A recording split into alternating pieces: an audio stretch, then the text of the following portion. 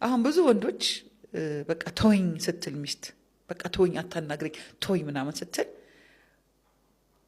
የሴቷን ቋንቋ ለመረዳቱ ይተዋታል። ብዙ ጊዜ ይተዋታል። በቃ ተወኝ አሁን ብቻዬን ተወኝ ብቻዬን መሆን ፈልጋለሁ ሂድ ከዚህ ምናምን ብላ ስታጣድፈው እሱ እንደ ወንድ ስለሚሰማ ጥሏት ይሄዳል።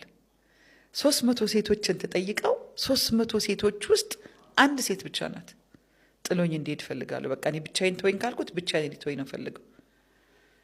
299 ሴቶች ግን በዛ ሰዓት ፈልገው መታቀፍ ነው። አሁን አስበዋል። አሁን ይሄንን ሂድ ዞር በቃ ተወኝ። አሁን አንተ እንደ ወንድ ነው መሰማው። የቋንቋ ልዩነት አለን ወንድና ሴት። እኛ ቻይነኛ እናወራለን እናንተ ትግርኛ ነው የምታወሩት።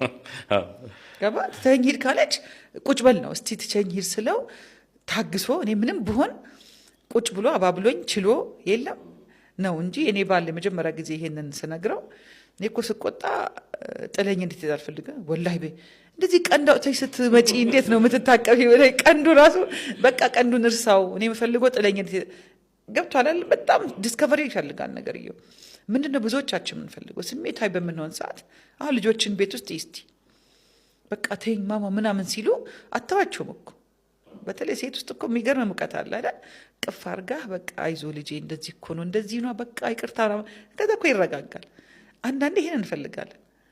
ገባ? አንዳንዴ ቋንቋ ባለመተዋወቅ የምንጋጭበት ጊዜ አለ። ኤክስፔክት የምናደርገው ነገር በቃ ተይኝ ተወኝ ነው። ወንዶች መናገር ማይፈልጉበት ሰዓት ላይ ሴቶች ተዋቸው ይባላል። እኛ ደግሞ እናንተ ስተውን ማለት ወንዶች ዝም ስትሉ እኛ ደግሞ ጨንቀናል። እኛ የኛን ችግር የምንፈታው በማውራት ኮኔክት በማድረግ ቬንት አውት በማድረግ ነው። እናንተ ችግራችሁን የምትፈቱ ኬቭ አላችሁ ይባላል። ምንድነው? ዋሻ። የሆነ ችግር ሲፈጠር ወንድ ይገባና ዋሻ ውስጥ ጸጥ ይልና ይገባ ዳጀስት ያደርገው ይጨርሰውና ሳይክሉ ሲያልቅለት ይወጣና ከዛ በኋላ እና ቅድም ተዘግተህ አሁን ማን እንዲያናግር ነው ማለት አይቻልም።